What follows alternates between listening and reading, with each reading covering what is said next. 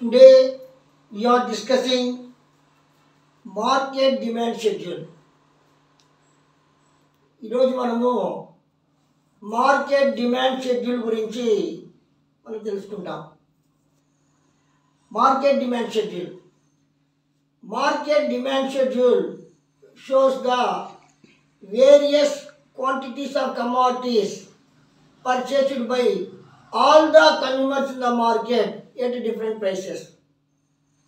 Market demand schedule refers to the total quantity of goods are purchased by all the consumers in the market at different prices at a particular period of time.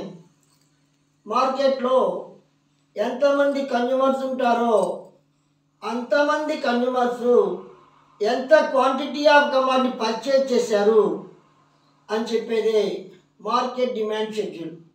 అంటే మార్కెట్లో different consumers ఉంటారు, వాళ్ళంతా కూడా different prices వద్ద different quantities of కమాడిటీని purchase చేస్తుంటారు. దాని గురించి చెప్పేది market demand schedule. Market demand schedule obtained by we adding up all the individual demand schedules of a consumer. If we add all the individual demand schedules of a consumer in the market, అంటే ప్రతి ఒక్క పర్సన్కి కూడా ఒక individual demand schedule ఉంటుంది. ఆ individual demand schedule మార్కెట్లో ఎంతమంది ఇండివిజువల్స్ ఉంటారో ప్రతి ఒక్కరికి కూడా సపరేట్గా ఇండివిజువల్ డిమాండ్ షెడ్యూల్ ఉంటుంది. ఆ ఇండివిజువల్ డిమాండ్ షెడ్యూల్ కలిపినా కూడా మార్కెట్ డిమాండ్ షెడ్యూల్ అనేది వస్తుంది. Every individual has a separate schedule, so it is called individual demand schedule. మార్కెట్లో ఇండివిజువల్ ఏ ఉంటారు, ఇండివిజువల్ బి ఉంటారు, ఇండివిజువల్ సి ఉంటారు. ఎంతమంది ఇండివిజువల్స్ ఉంటారో అవన్నీ కలిపినా కూడా మార్కెట్ డిమాండ్ షెడ్యూల్ అనేది వస్తుంది. So market demand schedule refers to the total demand for a commodity in a market by the all the consumers in the market at different prices at a particular period of time. కాబట్టి market demand schedule అనేది consumers యొక్క total demands గురించి తెలియజేస్తుంది. దీన్ని మనము ఈ table ద్వారా కూడా చెప్పచ్చు. This is explained by the following table. ఇక్కడ 5 రూపీస్ వద్ద కన్జ్యూమర్ ఏ 4 కమాడిటీస్ పర్చేజ్ చేశాడు, 4 kg పర్చేజ్ చేశాడు. తర్వాత 4 రూపీస్ వద్ద 6 క్వాంటిటీని పర్చేజ్ చేశాడు. 3 రూపీస్ వద్ద 8 క్వాంటిటీని 8 kg పర్చేజ్ చేశాడు. 2 రూపీస్ వద్ద కన్జ్యూమర్ ఏ 10 kgని పర్చేజ్ చేశాడు. 1 రూపీ వద్ద నీకు 12 పర్చేజ్ చేశాడు, 12 kg, 12 ఆరెంజెస్. కాబట్టి ప్రైస్ అనేది డిక్రీజ్ అవుతూ ఉంది. కన్జ్యూమర్ ఏ యొక్క డిమాండ్ వచ్చి ఇంక్రీజ్ అవుతా ఉంది. సో ఈ రెండింటి మధ్య రిలేషన్షిప్ ఇన్వర్స్ రిలేషన్షిప్. అదేవిధంగా 5 రూపీస్ ఆరెంజ్ ప్లస్ 5 రూపీస్ ఉన్నప్పుడు కన్జ్యూమర్ బి 5 యూనిట్స్ పర్చేజ్ చేశాడు. అదేవిధంగా ప్రైస్ అనేది తగ్గుతూ ఉంది. బి కన్జ్యూమర్ కూడా ఆరెంజెస్ని ఎక్కువగా పర్చేజ్ చేశాడు. ప్రైస్ తగ్గింది, కన్జ్యూమర్ బి కూడా ఎక్కువగా పర్చేజ్ చేశాడు. కాబట్టి ఈ రెండింటికి కూడా ఇన్వర్స్ రిలేషన్షిప్ ఉంది. అంటే సపరేట్ ఇండివిజువల్ డిమాండ్ షెడ్యూల్. ఇది కన్జ్యూమర్ ఏ యొక్క ఇండివిజువల్ డిమాండ్ షెడ్యూల్, ఇది కన్జ్యూమర్ బి యొక్క ఇండివిజువల్ డిమాండ్ షెడ్యూల్. ఆ తర్వాత కన్జ్యూమర్ సి యొక్క ఇండివిజువల్ డిమాండ్ షెడ్యూల్. 5 రూపీస్ ఉన్నప్పుడు కన్జ్యూమర్ వచ్చేసి 6 యూనిట్స్ పర్చేజ్ చేశాడు. అదే నీకు 1 రూపీ ఉన్నప్పుడు 22 ఆరెంజెస్ని పర్చేజ్ చేశాడు. కాబట్టి ఇక్కడ కూడా ప్రైస్ తగ్గుతూ ఉంటే డిమాండ్ వచ్చేసి ఇంక్రీజ్ అవుతూ ఉంది. కాబట్టి కన్జ్యూమర్స్ యొక్క ఇండివిజువల్ డిమాండ్ షెడ్యూల్లో కూడా ప్రైస్కి డిమాండ్కి మధ్య ఇన్వర్స్ రిలేషన్షిప్ ఉన్నట్టు మనం చెప్పచ్చు అన్నమాట. ఇంకా మనం A plus B plus C individual A యొక్క డిమాండ్ షెడ్యూల్, బి యొక్క ఇండివిజువల్ డిమాండ్ షెడ్యూల్, సి యొక్క ఇండివిజువల్ డిమాండ్ షెడ్యూల్, మూడింటిని కలిపామంటే మార్కెట్ డిమాండ్ షెడ్యూల్ అనేది వస్తుంది. ఏ యొక్క డిమాండ్ షెడ్యూల్, బి యొక్క డిమాండ్ షెడ్యూల్, సి యొక్క డిమాండ్స్ కలిపితే మార్కెట్ డిమాండ్ షెడ్యూల్ వస్తుంది. సో మార్కెట్ డిమాండ్ ఫర్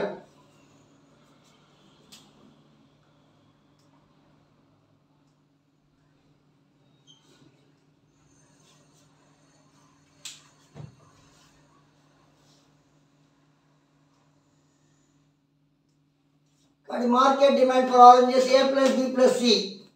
కాబట్టి కన్జ్యూమర్ ఏ ఎంత డిమాండ్ చేశాడు, కన్జ్యూమర్ బి ఎంత డిమాండ్ చేశాడు, కన్జ్యూమర్ సి ఎంత డిమాండ్ చేశాడు కలపాలి, యాడ్ చేయాలి. 4 + 5 + 6 15 oranges, 6 + 8 + 10 24 oranges, 8 + 11 + 14 = 33 oranges, 10 + 14 + 18 + 18 42 oranges, 12 + 17 + 22 51 oranges. కాబట్టి ఏ ప్లస్ బి ప్లస్ సి ఈ ముగ్గురు కన్జ్యూమర్స్ ఏ విధంగా పర్చేజ్ చేశారు దాన్ని కలిపితే మార్కెట్ డిమాండ్ షెడ్యూల్ అనేది వస్తుంది. అంటే ఇండివిజువల్ డిమాండ్ షెడ్యూల్స్ కలిపామంటే when we add the individual demand schedule we get a market demand schedule. కాబట్టి ఏ ప్లస్ బి ప్లస్ సిని మనము కలిపితే ఇది వస్తుంది అనమాట. కాబట్టి ఈ యొక్క డిమాండ్ షెడ్యూల్ని బట్టి మనం మార్కెట్ డిమాండ్ కర్వ్ని కనుక్కోవాలి. ఈ టేబుల్ని మనం వేసేటప్పుడు 1 రూపీ తగ్గించుకుంటూ రావాలి. ఇక్కడ 4, 5, 6 వేయాలి. 4కి 2 యాడ్ చేసుకుంటూ పోవాలి. 6 + 8 + 2 10 + 2 12.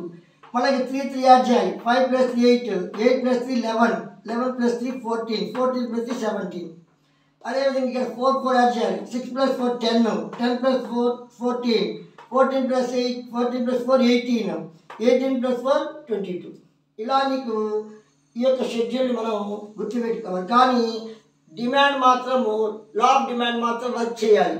5 రూపీస్ నుంచి ప్రైస్ 1 రూపీకి డిక్రీజ్ అయినప్పుడు మార్కెట్ డిమాండ్ కూడా 15 నుంచి 51కి పెరిగింది, ఇంక్రీజ్ అయింది. అంటే ప్రైస్ ఫాలో అయింది, మార్కెట్ డిమాండ్ కూడా రేజ్ అయింది. So market demand slopes downward from left to right. Here MD is the market demand curve. Market demand curve slopes downward from left to right because inverse relationship between price and market demand. కాబట్టి price అనేది follow అవుతూ ఉంది, demand అనేది market demand అనేది raise అవుతూ ఉంది. కాబట్టి ప్రైస్కి మార్కెట్ డిమాండ్కి ఇన్వర్స్ రిలేషన్షిప్ ఉంది. కాబట్టి market demand curve slopes downward from left to రైట్గా చెప్పచ్చు. ఇప్పుడు మనం చెప్పుకున్నాం కన్జ్యూమర్ ఏ యొక్క individual demand schedule, consumer B యొక్క individual demand schedule, consumer C యొక్క individual demand schedule. Consumer price P నుంచి consumer A individual demand schedule, price P నుంచి P1కి డిక్రీజ్ అయింది, డిమాండ్ Q నుంచి P1కి ఇంక్రీజ్ అయింది. So AD demand curve for A slopes downward from left right. Consumer B individual demand schedule, price P నుంచి P1 decrease అయింది, demand Q నుంచి Q1కి ఎక్కువగా ఇంక్రీజ్ అయింది. So demand curve for B slopes downward from left right. Consumer C price P నుంచి P1కి decrease అయింది, demand Q నుంచి Q1కి increase అయింది, ఎక్కువగా ఇంక్రీజ్ అయింది. కాబట్టి ఈ యొక్క ప్రైస్కి క్వాంటిటీ ఆఫ్ డిమాండ్కి మధ్య ఇన్వర్స్ రిలేషన్షిప్ ఉంది. అందువల్ల ఈ యొక్క demand curve for C also slopes downward from left right. కాబట్టి ఇక్కడ 3 క్వాంటిటీని యాడ్ చేశాం కాబట్టి MD అనేది మార్కెట్ డిమాండ్ కర్వ్ అనమాట. మార్కెట్ డిమాండ్ కర్వ్ కూడా market demand curve also slopes downward from left to right because inverse relationship between price and quantity demand. Market demand షెడ్యూల్లో కూడా నీకు మార్కెట్ డిమాండ్లో కూడా ప్రైస్ వచ్చి P నుంచి P1కి డిక్రీజ్ అయింది, డిమాండ్ కూడా Q నుంచి Q1కి ఎక్కువగా ఇంక్రీజ్ అయింది. కాబట్టి ఇక్కడ కూడా ప్రైస్కి డిమాండ్కి మధ్య ఇన్వర్స్ రిలేషన్షిప్ ఉన్నట్లు చెప్పచ్చు అనమాట. సో లా ఆఫ్ డిమాండ్ మాత్రం వర్క్ చేయాలి. అది ఇండివిజువల్ డిమాండ్ షెడ్యూల్ కావచ్చు, మార్కెట్ డిమాండ్ షెడ్యూల్ కావచ్చు.